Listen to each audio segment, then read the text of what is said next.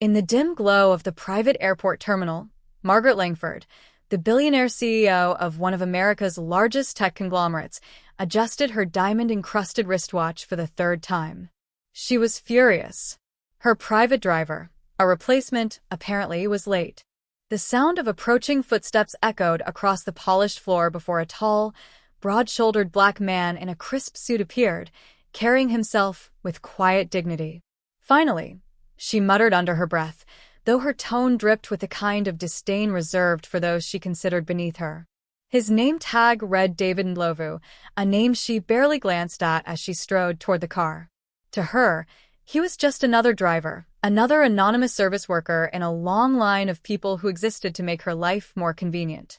What she didn't know was that this man, who she had just dismissed without thought, would soon change the fate of her billion-dollar company, her public image, and her understanding of respect forever. Hours later, as the corporate jet taxied into Geneva, Margaret's phone buzzed violently with breaking news. A last-minute negotiation with a group of Eastern European investors was collapsing. Miscommunication. Translation issues. Billions at stake. The board was calling. Panic surged. Her translator couldn't make it. Then, quietly from the front seat, David's calm voice broke the silence in flawless Czech. Her eyes widened. She had no idea that her driver, whom she had mocked earlier that day, was fluent in 9 languages, and that his next words would not only save her deal but redefine who truly held power in that car. The sun was only beginning to rise over the glass towers of downtown San Francisco when Margaret Langford's day began. Her life was a polished reflection of success: private jets, boardrooms filled with men twice her age who bowed to her decisions, and a public image that gleamed across financial magazines. She was, by every measurable standard, a force of nature, the youngest female CEO to ever lead Vanguard Technologies, a global communications empire known for its innovation in artificial intelligence and data encryption. To the world, Margaret was a symbol of female empowerment, a story of relentless ambition and brilliance. But beneath that shimmering exterior was a woman hardened by ego, mistrust, and the unspoken belief that respect was a one-way street. Her employees feared her more than they admired her. She ruled her company like a kingdom, and in her kingdom, there was little room for humility. That morning, a routine trip had been arranged, a flight to Geneva, Switzerland, where a historic merger awaited. The deal was the culmination of 2 years of negotiations with a powerful European conglomerate. If successful, it would be the largest acquisition in Langford's history, worth just over $1 billion. The merger would cement her legacy as a visionary, as someone who broke barriers and dominated an industry that had long been ruled by men. Her regular driver, a quiet, middle-aged white man named Paul, had fallen ill that morning. The car service sent a replacement, David Ndlovu, a name that meant little to her. When she saw him waiting by the sedan, tall, composed, and impeccably dressed, her first thought wasn't gratitude that someone had shown up so early. It was irritation. She didn't like surprises. And she didn't like when her plans were disrupted. David opened the car door with a polite nod, his movements graceful and assured. He seemed older than he looked, perhaps mid-30s, with deep brown skin, steady eyes, and an accent that hinted at somewhere between South Africa and the UK. He thanked the airport security guard with a soft "Cheers, mate," as he guided her luggage into the trunk, his voice calm, melodic, and oddly sophisticated. Margaret barely noticed. She was buried in her phone, firing off emails to her communications team about potential leaks, and reviewing her speech for the Geneva press conference. Her assistant had told her that David had an impressive resume, but she hadn't cared to ask why. To her, he was just another face in the periphery of her carefully constructed world, one that revolved entirely around her. As they drove toward the private airstrip, David remained silent, except to confirm flight details. The car's cabin was filled with the soft hum of the road and the quiet clicking of Margaret's keyboard. Occasionally, she would glance up at him, curious, perhaps, about the quiet confidence in his posture, but quickly dismissed it. She noticed, however, that he didn't seem nervous around her. That was rare. Most people stammered or fumbled when speaking to her. Even her senior vice presidents did. But this driver, seemed utterly composed. It irritated her. She mistook his calmness for arrogance. As they reached the terminal, she muttered a half-hearted thank you and walked away, not noticing that David gave a small, respectful bow before returning to the car. Hours later, at 30,000 feet, Margaret sipped champagne and mentally rehearsed her pitch. The Geneva deal had to succeed, not only for the company, but for her pride. The European partners, led by a notoriously difficult billionaire named Jan Varga, were known for exploiting weaknesses. They didn't like outsiders, especially Americans, and had already expressed doubts about being led by a woman. Margaret was determined to prove them wrong. But as the plane crossed over the Atlantic, a sudden unease washed over her. She had built her empire on control over people, perception, and outcomes. Yet this deal, for all its promise, depended on fragile human communication, translators, intermediaries, and cultural nuance. The smallest misunderstanding could turn triumph into disaster. She brushed the thought aside. After all, she was Margaret Langford, the woman who had built an empire out of impossible odds. She had no idea that before the day ended, the man she had dismissed as a driver would become the reason her name didn't vanish in disgrace. The morning in Geneva arrived with the kind of icy brightness that cut through even the thickest confidence. Snow clung to the curbs, and the Swiss air shimmered with a crisp stillness that made everything feel sharper, clearer. As Margaret stepped off her private jet, a convoy of sleek black cars awaited her. The last 48 hours had been a blur of power meetings, security briefings, and relentless preparation. Her assistant, Rachel, hurried by her side, clutching a binder thick with documents. "The European delegates are already in the conference hall," she said nervously. Mr. Varga's team arrived early. "They've requested an immediate language review of the terms before signing." Margaret nodded absently. She had brought her translator, a highly paid consultant from London, fluent in 3 of the 5 languages spoken by the international partners. It would be enough, or so she thought. David was already there, standing quietly near the second car. He had been assigned to drive her for the duration of her Geneva stay. She barely acknowledged him when he opened the door, though she noticed how effortlessly he navigated the tight streets. The city rolled by ornate facades, cobblestone roads, and a skyline of glass and stone, and for the first time, Margaret allowed herself to relax. She had no idea the next few hours would bring her to the brink of collapse. Inside the conference center, attention hung in the air like static. The merger tables stretched long and imposing, lined with suited men speaking in rapid Czech, Russian, and Hungarian. The translator struggled to keep up, her notes messy, her expressions strained. Margaret could sense that something was off. The meeting began with formalities, but soon, subtle shifts in tone revealed cracks in communication. The European partners kept exchanging looks, small, knowing smirks, as if understanding something she did not. Margaret continued speaking confidently, unaware that her translator was missing key nuances. A word misinterpreted here, a clause twisted there, and suddenly, what had been a straightforward partnership began to sound like a one-sided surrender. "Madam Langford," said one of the delegates, his tone clipped through translation, "we appreciate your enthusiasm, but we cannot accept these terms. They aren't unfair." Margaret froze. Unfair? That wasn't the word she had used. She had said innovative. Her translator whispered an apology. The next 30 minutes spiraled into chaos. The investors began murmuring among themselves, some shaking their heads. One leaned toward another, muttering something in Czech that caused an entire row of men to chuckle quietly.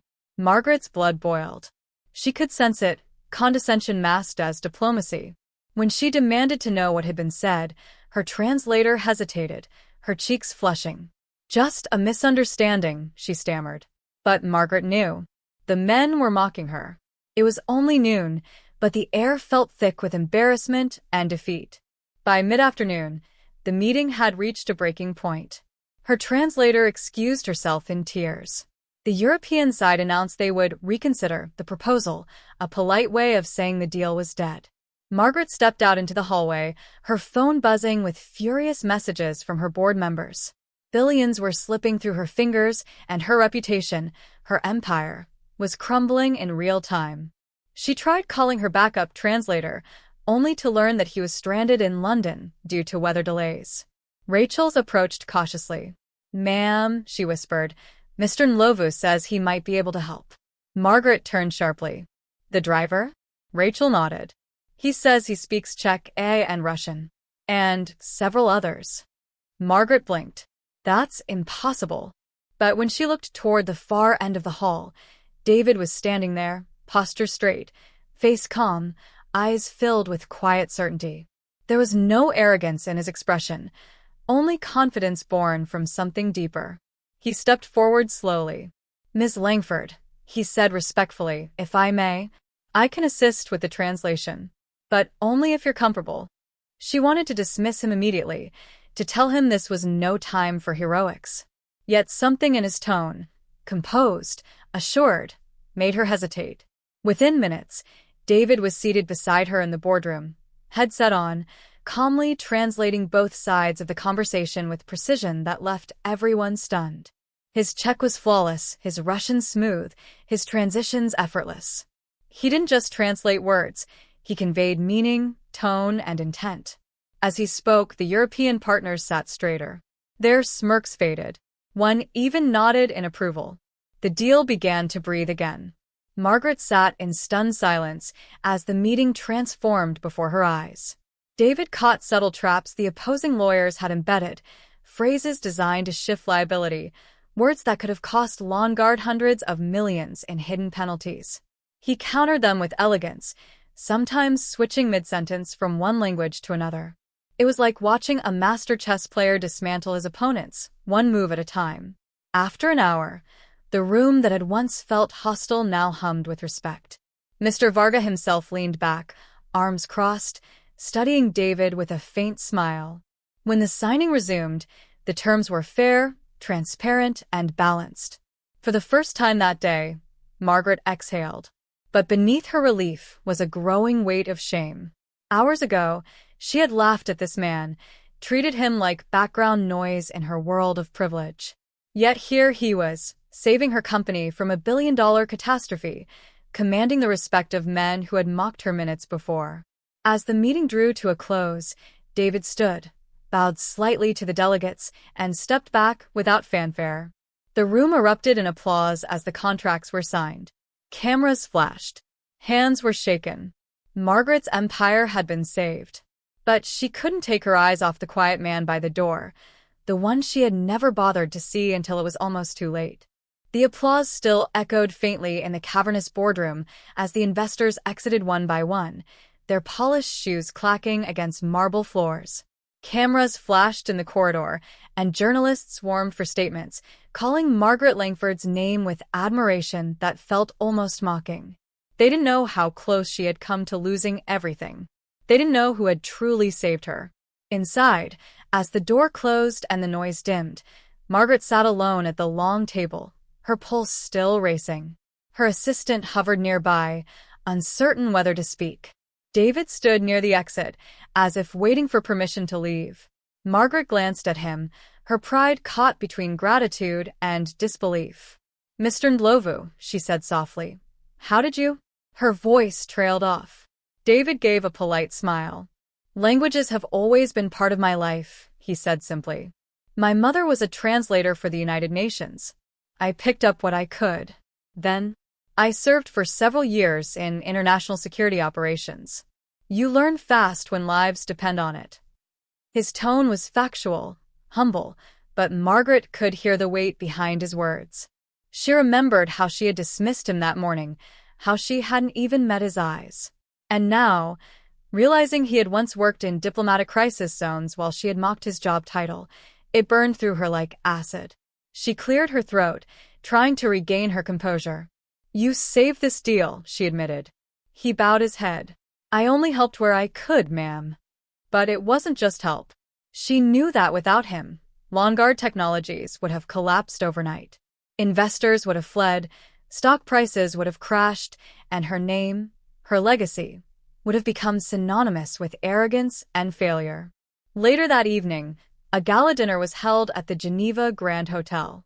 The media had already caught wind of the merger's success, and the world buzzed with praise for Margaret Langford's exceptional leadership. The irony wasn't lost on her. She sat at the head of a long banquet table, surrounded by people congratulating her for work she hadn't done. Every word of praise felt hollow. Every toast in her honor felt like an echo of hypocrisy. Across the room, near the entrance, David stood quietly with the other drivers and staff, ready to escort their clients home. He was dressed in the same modest black suit, his expression calm, detached. No one in that glittering hall knew that the man waiting by the door had just saved a billion-dollar empire. But Margaret did. As the speeches continued, she found herself unable to focus. The clinking of glasses and polite laughter faded into the background. She watched David for several long moments, his posture straight, his gaze steady yet unassuming, and for the first time in years, she felt something she hadn't felt in a very long time: humility. When the dinner ended, she excused herself early. Her board members assumed she was tired, but her mind was far from rest. She found David outside by the car, leaning slightly against the door, reading a small paperback book under a streetlight. "What are you reading?" she asked, surprising herself. He looked up, startled but composed. "Just a novel, ma'am. Chinua Achebe, Things Fall Apart." Of course, she thought. How fitting. She wanted to apologize, to say something that could erase the condescension, the laughter, the way she had treated him like furniture that morning. But no words felt right. How could one apology undo years of habit, years of living in a bubble that had taught her to measure worth by titles, wealth, and race? "Mr. Ndlovu," she said finally, her voice quiet, "you've done something remarkable today. I owe you more than I can express." He smiled softly. "You don't owe me, ma'am. Just remember that respect costs nothing. But it can change everything." His words struck her harder than any business lesson she'd ever learned. She opened her mouth to respond, but he was already walking toward the driver's seat, ready to take her back to the hotel. That night, alone in her penthouse suite overlooking Lake Geneva, Margaret couldn't sleep.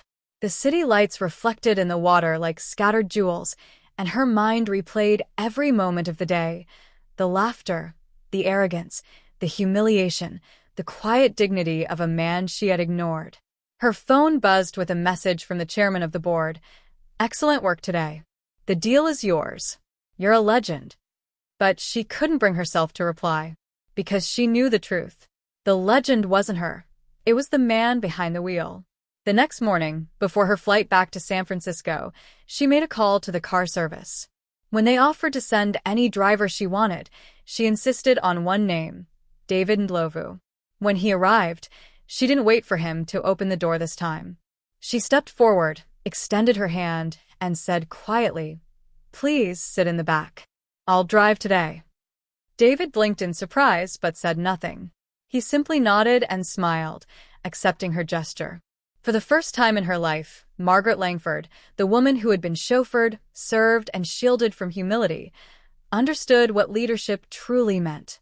And in that silent, snowy morning in Geneva, something inside her shifted forever. The following weeks after Geneva felt like a blur, a kaleidoscope of headlines, interviews, and congratulations. The merger between Longuard Technologies and the European conglomerate had become the defining business story of the year. Female CEO secures record-breaking $1 billion deal in Geneva, one newspaper declared. Margaret Langford, the visionary behind the future of global tech, another proclaimed. But Margaret couldn't bring herself to celebrate. Every accolade, every interview request, every glowing article praising her unshakable leadership left a hollow echo in her chest. Because she knew the truth, none of it would have happened without the quiet dignity of a man society too often looked past. Back at her San Francisco headquarters, life returned to its efficient, polished rhythm. Employees straightened when she entered the office, her executive assistant managed her calendar with precision, and her board members showered her with praise. Yet, Margaret found herself distant, reflective in ways she never had been before. She began noticing the things she had always ignored. The security guard who stood by the elevator for 12-hour shifts, the cafeteria worker who smiled at everyone but was never greeted back, the janitor who always said good evening, even when no one answered. For the first time, she saw them. Weeks later, she invited David to the company headquarters under the pretense of discussing his employment. When he arrived, dressed as always in his neatly pressed suit, the receptionist almost didn't know what to do, because this time, Margaret Langford herself came down to greet him. They walked through the glass corridors of Longard Technologies together, the world of tech moguls and billion-dollar ideas suddenly feeling small next to the simple gravity of the moment. She showed him the company's new global communications division, a department focused on cross-cultural understanding, translation technologies, and inclusive leadership. At the entrance, a plaque was mounted on the wall. It read, "The Ndlovu Initiative, honoring those who bridge worlds." David stood silently, eyes tracing the engraved letters. "You didn't have to do this," he said softly. Margaret smiled faintly. "I didn't. I wanted to. You reminded me that connection isn't built in boardrooms, it's built between people. You gave me more than a deal, David. You gave me perspective." He smiled, grateful, humble, and still carrying the same quiet strength that had stunned a room full of billionaires weeks before. From that day, the Ndlovu Initiative became a cornerstone of Langard's culture. It funded translation programs, scholarships for multilingual students, and diversity leadership training across the company. Employees who once felt unseen began to thrive. It was as if the soul of the company had been rewritten, rooted not in profit, but in empathy. The media eventually caught wind of the story, though Margaret refused to take credit. She gave one interview, just one, that changed the narrative. When the reporter asked, "What inspired the Ndlovu Initiative?" Margaret smiled and said, "A man whose name you probably don't know. A man I underestimated. He reminded me that brilliance has no uniform, no title, and no color. It can sit quietly behind the wheel of your car, waiting for a chance to be recognized." That interview went viral overnight. It wasn't just about business anymore. It became a lesson in humanity. CEOs, educators, and everyday people began sharing it online, calling it the story that redefines leadership. And David? He continued to drive, though his clients now included dignitaries, diplomats, and world leaders who requested him by name. But he never sought fame, nor did he ask for acknowledgement. "Respect," he once said to a young trainee, "isn't about who bows to you. It's about how you lift others when no one's watching." Months later, Margaret found herself in a very different room, this time not a boardroom, but a small community hall in Johannesburg, South Africa. She had traveled there to launch a new scholarship under David's name. When she saw the local children, bright-eyed and barefoot, crowding around the podium to thank her, she smiled through tears. For the first time in her life, success didn't feel like numbers or contracts. It felt like connection. On the flight home, she looked out the window at the ocean beneath her, remembering that cold morning in Geneva when she had laughed at a man she thought she understood. How wrong she had been. She now understood that true intelligence wasn't just in boardroom strategy, it was in empathy. True success wasn't climbing above others, it was seeing them. As her jet sliced through the clouds, Margaret whispered to herself, "Never again. Never again would she judge a person by appearance. Never again would she confuse privilege for superiority. Never again would she fail to see the people who made her world possible." When she landed back in San Francisco, she found a handwritten letter waiting on her desk. It was from David. The note was short, written in elegant cursive. "Ms. Langford, thank you for remembering. The world changes one choice at a time. Keep making the right ones." She held the letter for a long while before placing it in a frame beside her computer. Whenever she faced another difficult decision, or felt that old arrogance creeping back, she would look at it and remember. The woman who had once laughed at her driver had been saved not by wealth, not by status, but by a lesson far greater than any business school could teach.